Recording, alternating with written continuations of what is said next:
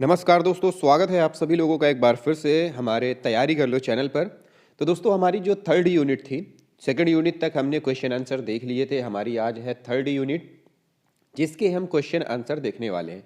दोस्तों इसको हमने डिटेल से पढ़ लिया था, तो अगर आपने डिटेल में नहीं देखा है तो आप चैनल के प्लेलिस्ट में या वीडियो के डिस्क्रिप्शन में जाकर प्लेलिस्ट की लिंक दी हुई है टीजीटी पीजीटी 2021, उसमें जाकर आप पुरानी वीडियोस, पुराने एपिसोड, पुराने क्लासेस, पुराने क्वेश्चन आंसर्स देख सकते हैं।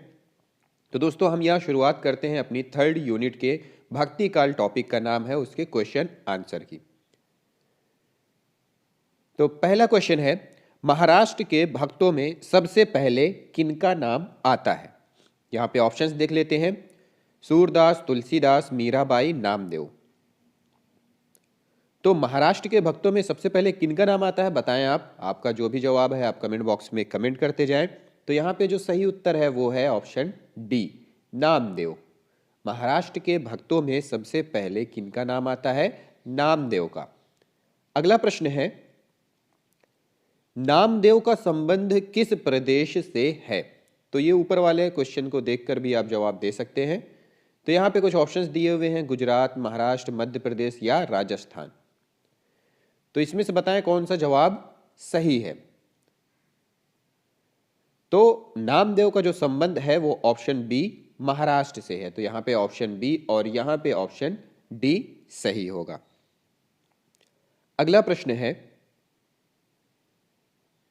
निम्नलिखित में से भक्ति काल की समय सीमा क्या है? यह प्रश्न कई बार पूछा गया है। भक्ति काल की समय सीमा, ऑप्शन दिया हुआ है संवत 1275 से 1700, संवत 1275 से 1800, संवत 1375 से 1850 या इनमें से कोई नहीं। तो आप बताएं इनमें से भक्ति काल की समय सीमा क्या है? सही उत्तर है ऑप्शन डी, इनमें से कोई नहीं, क्योंकि जो भक्ति काल की समय सीमा है वो संवत 1375 से लेकर के संवत 1700 तक है। संवत 1375 से संवत 1700। अगला प्रश्न है, संवत 1375 से लेकर के 1700 तक के साहित्य को किस साहित्य के नाम से जाना जाता है? ऑप्शंस हैं श्रृंगारिकता, वीरता, रीति, भक्ति। सही उत्तर है ऑप्शन डी, भक्ति साहित्य के नाम से जाना जाता है।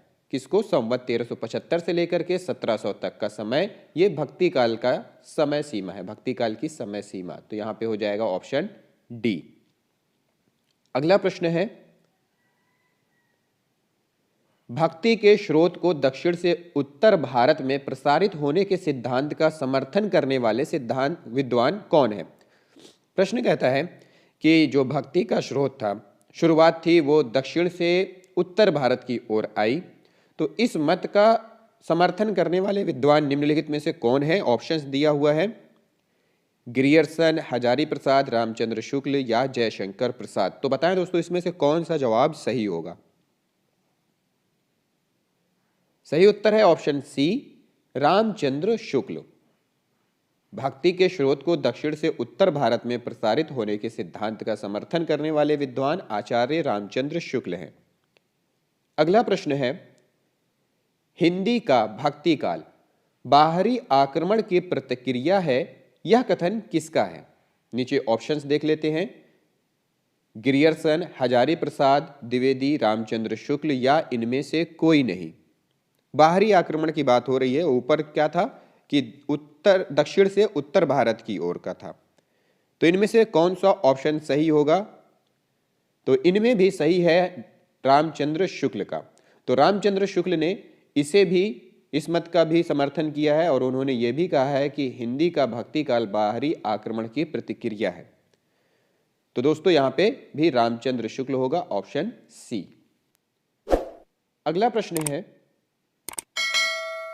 रामानुजाचार्य ने किस दर्शन का प्रतिपादन किया था? ऑप्शंस देख लेते हैं, अद्वैतवाद, शुद्धाद्वैत, विशिष्टाद्वैत या द्वैतवाद।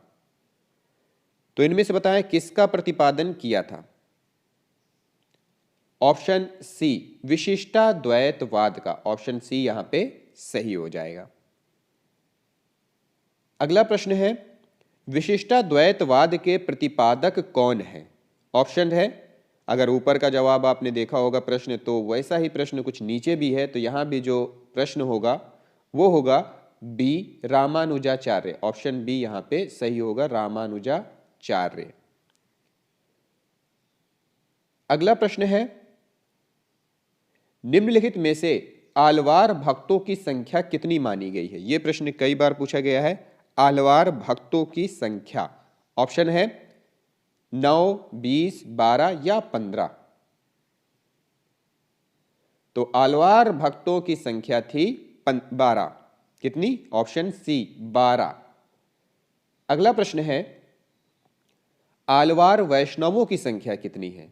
तो दोस्तों यहां ऊपर भक्तों की संख्या पूछ रहा है और नीचे आलवार वैष्णवों की संख्या पूछ रहा है। तो प्रश्न को ध्यान में देखकर जवाब दीजिएगा। 9, 10, 11, 12 आलवार वैष्णवों की संख्या पूछ रहा है। तो दोस्तों आलवार भक्त और आलवार वैष्णव एक ही होते हैं, सिर्फ सवाल पूछने का तरीका यहाँ पे अलग है। तो यहाँ पे होगा ऑप्शन डी, यहाँ पे भी 12 होगा, यहाँ पे सी, यहाँ पे भी 12। ठीक है, क्योंकि कभी कभी परीक्षा में प्रश्न घुमाकर पूछता है और स्टूडेंट अगर नीचे वाला प्रश्न पढ़े होते हैं तो ऊपर वाले में कंफ्यूज हो जाते हैं, ऊपर वाला पढ़े हैं तो नीचे वाले में। तो ये चीज़ देखिएगा, प्रश्न कुछ भी आए हमारा कॉन्सेप्ट क्लियर होना चाहिए। फिर प्रश्न है, निम्न में रामानंद की शिष्य परंपरा में आते हैं, कौन आते हैं? ऑप्शंस देख लेते हैं। रंगाचार्य नाथ मुनि, रामानुजाचार्य, पुंडरीकाक्ष रामानंद की शिष्य परंपरा में आते हैं। तो रामानुजाचार्य हैं, ऑप्शन सी, ये रामानंद की शिष्य परंपरा में आते हैं। फिर देखते हैं आगे,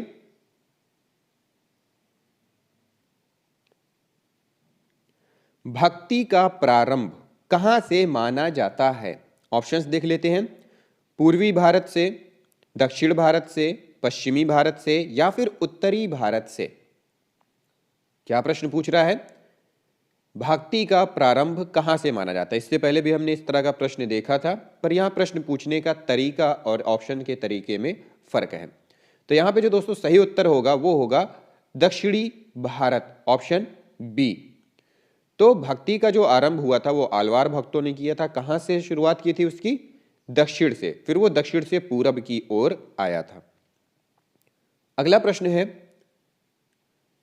गलता में रामानंद संप्रदाय की गद्दी किसने स्थापित की थी?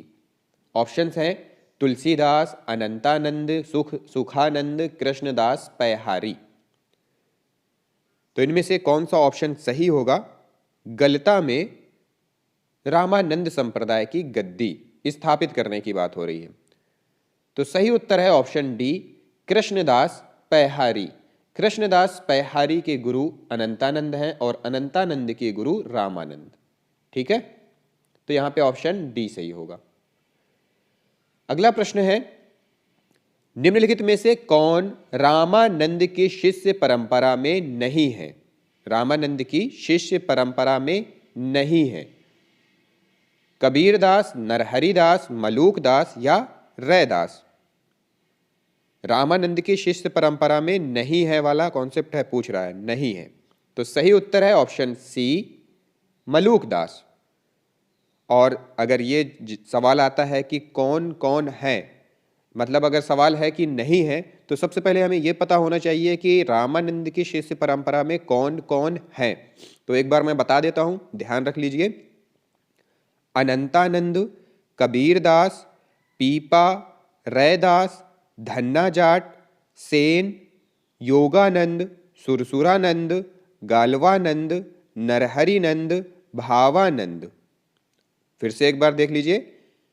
अनंतानंद, सुखानंद, योगानंद, सुरसुरानंद, गालवानंद, नरहरिनंद, भावानंद, कबीरदास, पीपा, रैदास, धन्ना जाट, सेन भक्त। ये कौन है? ये हैं रामानंद जी के शिष्य। ठीक है, 12 शिष्य हैं रामानंद के। कभी कभी ये भी आ जाता है कि रामानंद के कितने शिष्य हैं, तो 12 शिष्य हैं। चलिए फिर आगे देखते हैं। अगला प्रश्न है, निम्नलिखित में से कौन स्वामी रामानंद का शिष्य नहीं है? ये भी देखिए नहीं वाला ही क्वेश्चन है। अनंतानंद, सुखानंद, नरहरयानंद या फिर रैदास? कौन नहीं है? तो अभी हमने देखा था कौन है, तो नहीं है नरहरयानंद, ऑप्शन सी। अगला प्रश्न है, भक्ति काल को हिंदी काव्य का स्वर्ण युग सर्वप्रथम किसने कहा? यह प्रश्न कई बार पूछा गया है। भक्ति काल को हिंदी काव्य का स्वर्ण युग सर्वप्रथम किसने कहा? सबसे पहले ऑप्शन देख लेते हैं। रामचंद्र शुक्ल ने, जॉर्ज ग्रियर्सन ने, मिश्र बंधु ने या फिर शिव सिंह सेंगर ने? किसने कहा था? सही उत्तर है ऑप्शन बी, जॉर्ज ग्रियर्सन ने कहा था। फिर है अगला प्रश्न, हिंदी के किस काल को स्वर्ण युग कहा जाता है? ऑप्शंस देख लेते हैं। अगर पहला प्रश्न ध्यान दिया होगा तो आपको पता चल जाएगा। तो हिंदी के ऑप्शन सी, भक्ति काल को स्वर्ण युग काल कहा जाता है। अगला प्रश्न है, भक्ति काल को पूर्व मध्य काल किस आचार्य ने कहा है? यह प्रश्न भी कई बार पूछा गया है। पूर्व मध्य काल किस आचार्य ने कहा है? नगेंद्र, रामकुमार वर्मा, नंद दुलारे वाजपेयी, हजारी प्रसाद द्विवेदी? इनमें से किसने कहा है भक्ति काल को पूर्व मध्य काल?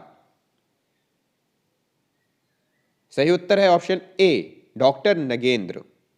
डॉक्टर नगेंद्र ने भक्ति काल को पूर्व मध्य काल कहा है। अगर आप भक्ति काल का जो विभाजन है, मतलब हिंदी साहित्य का जो काल विभाजन है, अगर उस पर फोकस करेंगे डॉक्टर नगेंद्र के, तो आपको सबसे पहला काल मिलेगा आदिकाल, दूसरा था मध्यकाल। मध्यकाल को उन्होंने दो भागों में बांटा था। पहला था पूर्व मध्यकाल, जिसे भक्ति काल कहते हैं, और दूसरा था उत्तर मध्यकाल, जिसे रीति काल कहते हैं। फिर उन्होंने तीसरे भाग को बांटा था आधुनिक काल करके। उसमें था क्या? पुनर्जागरण काल, ये जिसे भारतेंदु युग कहते हैं। फिर जागरण सुधार काल था, जिसे द्विवेदी युग कहते हैं। फिर छायावाद था, और फिर अंतिम में छायावादोत्तर युग। तो इन्होंने लगभग 8 भागों में काल का विभाजन किया था। तो ध्यान रखना, जो दूसरा काल विभाजन था मध्यकाल डॉक्टर नगेंद्र का, उसको 2 भागों में बांटा था। पहले भाग को ही उन्होंने पूर्व मध्य काल कहा था, जिसे भक्ति काल कहते हैं। ठीक है, चलिए, तो यहां पे हमारा ऑप्शन ए सही होगा। अगला प्रश्न है, नाभादास कृत भक्तमाल की भाषा क्या है? नाभादास की एक रचना है भक्तमाल, उसकी भाषा बताना है क्या है? अवधी, ब्रज, हिंदी खड़ी बोली, मैथिली? अवधी, ब्रज, हिंदी खड़ी बोली, मैथिली? तो यहां पे सही उत्तर जो है वो है ब्रज, और ज्यादातर जो भक्ति काल में रचनाएं हुई हैं वो ब्रज भाषा में हुई हैं। ठीक है, तो ब्रज भाषा थी। भक्तमाल के रचनाकार कौन है? अब ऊपर तो लिखा ही हुआ है, आपको पता चल जाएगा। तो भक्तमाल के रचनाकार कौन है? नाभादास हैं भक्तमाल के रचनाकार, ऑप्शन बी। अगला प्रश्न है, नाभादास कृत अष्टयाम की भाषा, अष्टयाम किस भाषा में लिखी गई है? ऑप्शन है छत्तीसगढ़ी, अवधी, ब्रज भाषा, मालवी। तो जैसा कि मैंने कहा कि भक्ति काल में जो रचनाएं हुई थी उनकी जो भाषा थी वो थी ब्रज। तो यहाँ पे भी आपको ध्यान देने योग्य बात है कि अष्टयाम की जो भाषा होगी वो क्या होगी?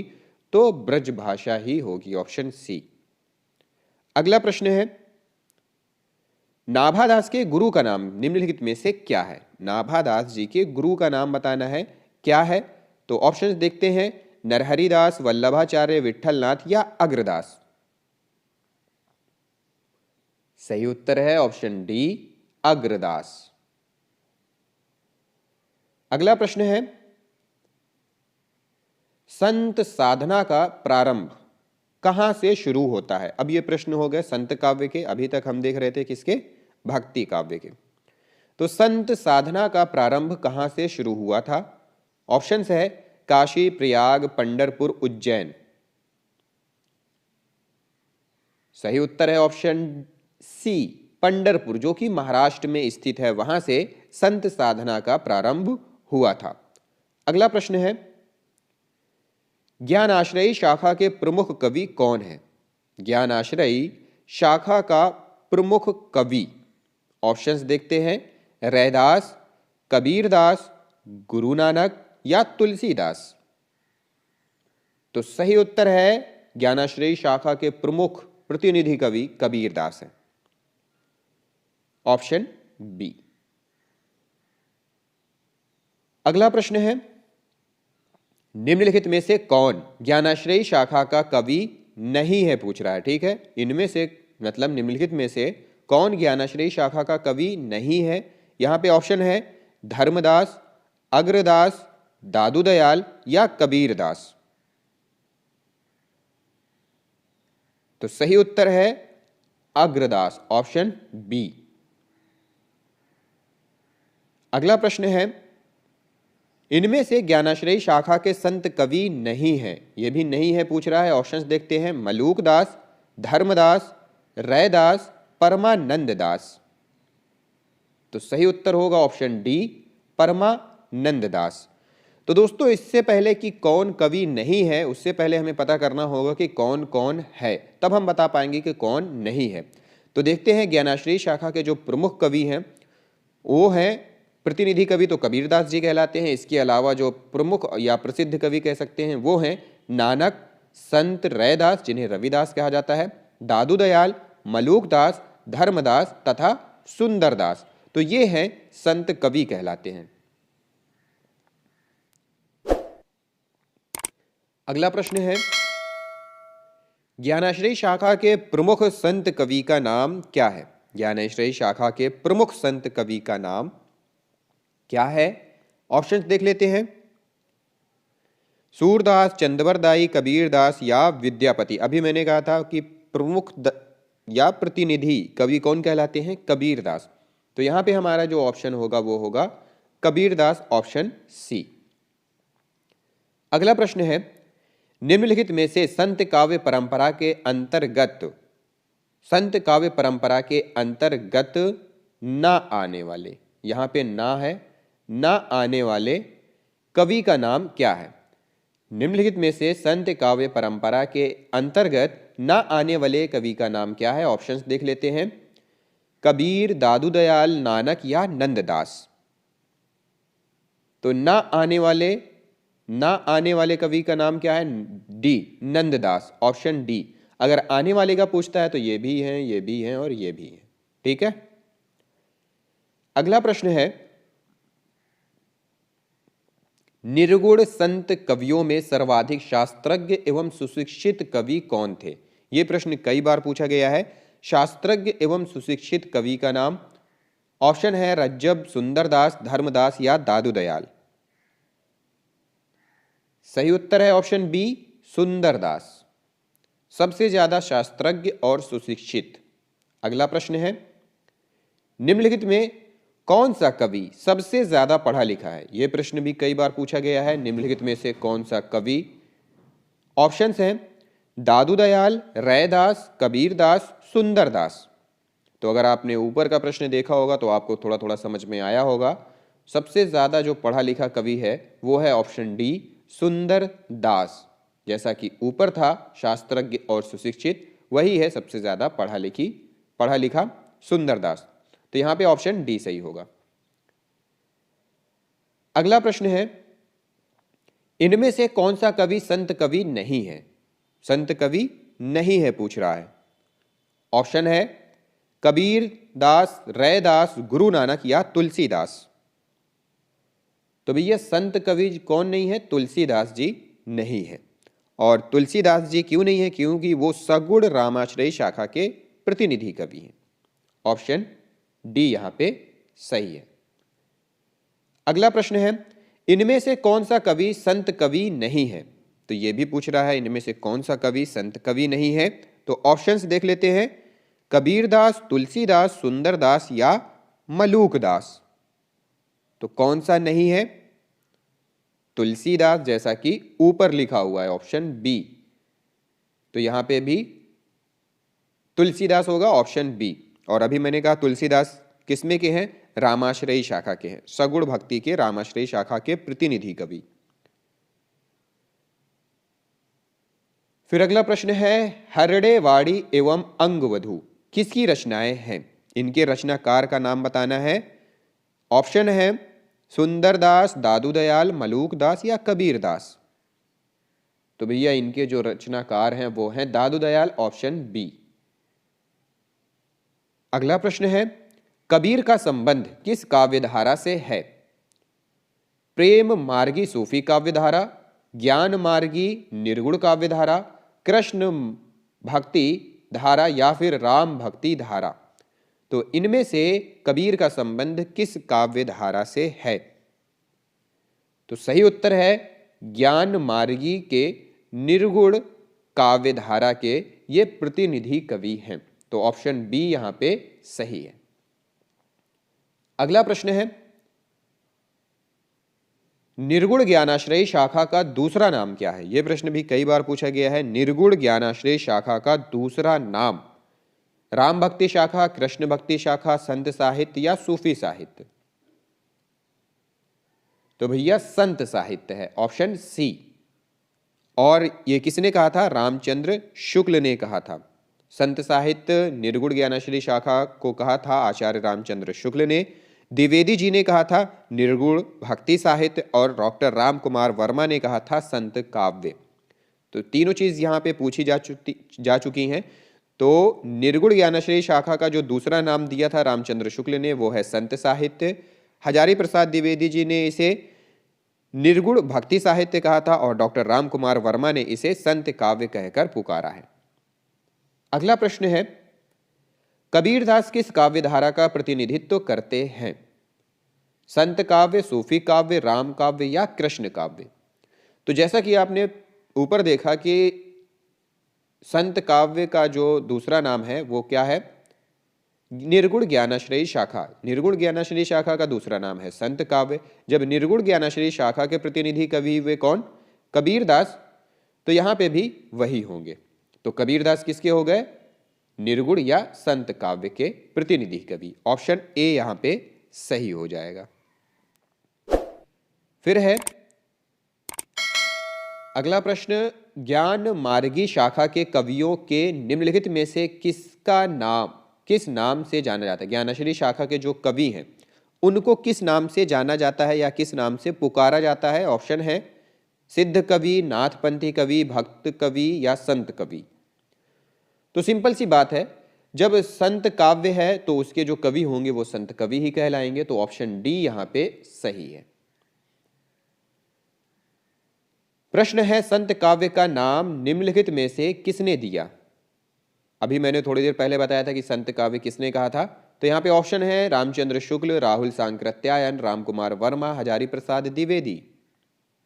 तो पीछे का प्रश्न अगर आपने ध्यान से देखा होगा तो वहां पे आपको मिला होगा आचार्य रामचंद्र शुक्ल। संत काव्य की बात हो रही है तो रामचंद्र शुक्ल नहीं आएंगे बल्कि राम कुमार वर्मा आएंगे। राम कुमार वर्मा ने संत काव्य कहा था, ऑप्शन सी। ठीक है। और रामचंद्र शुक्ल ने क्या कहा था? निर्गुण संत काव्य। और हजारी प्रसाद द्विवेदी जी ने क्या कहा था? हजारी प्रसाद द्विवेदी जी ने क्या कहा था? निर्गुण भक्ति साहित्य। और संत काव्य कहा था राम कुमार वर्मा। तो ऑप्शन सी यहां पे सही होगा। अगला प्रश्न है, निम्नलिखित में से संत काव्य की विशेषता नहीं है। कौन सी विशेषता है? बाह्य आडंबरों का खंडन, गुरु का महत्व प्रतिपादन, सगुण ईश्वर की उपासना या जाति पाति का विरोध। तो इनमें से कौन सा है जो संत काव्य की विशेषता नहीं है? तो जो संत काव्य की विशेषता नहीं है वो है ऑप्शन सी, सगुण ईश्वर की उपासना संत काव्य में नहीं था। ठीक है, निर्गुण ईश्वर की उपासना था। अगला प्रश्न है, निम्नलिखित में से निर्गुण काव्य धारा की प्रवृत्ति है? पूछ रहा है प्रवृत्ति है। ऑप्शन देखते हैं, वात्सल्य रस की प्रधानता, प्रकृति पर चेतना सत्ता का आरोप, रूढ़ियों एवं बाह्य आडंबरों का विरोध या आश्रयदाताओं की प्रशंसा। तो भैया ऊपर अगर देख रहे होंगे तो ये चीजें उसमें हैं और ये नहीं है। तो नीचे ऑप्शंस में देख रहे होंगे तो उनमें से सिर्फ ये मिलान हो रहा है। तो बिल्कुल यही ऑप्शन सही होगा, ऑप्शन सी, रूढ़ियों एवं बाह्य आडंबरों का विरोध निर्गुण काव्य धारा की प्रवृत्ति है। तो दोस्तों ये थे आज के हमारे प्रश्न। अब हम अगली वीडियो में थोड़े से और प्रश्न इसमें से बचे हैं तो एक वीडियो अभी और बनेगी, तो उस वीडियो का इंतजार करें। और डिटेल में भी हम क्लासेस कर रहे हैं।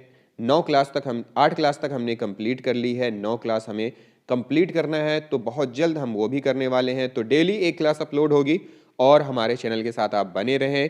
अगर आपके पास नोटिफिकेशन नहीं आता है वीडियो का तो आप चैनल को सब्सक्राइब कर लें और बेल आइकन जरूर प्रेस कर लें, सारी नोटिफिकेशन आपको मिलती रहेगी। तो डेली 10 बजे लाइव का इंतजार करते रहें और आपको आपके कंटेंट, आपका सिलेबस कंप्लीट कराने की हमारी जिम्मेदारी है। तो दोस्तों, इस वीडियो को देखने, लाइक करने और शेयर करने के लिए आप सभी लोगों का बहुत बहुत धन्यवाद।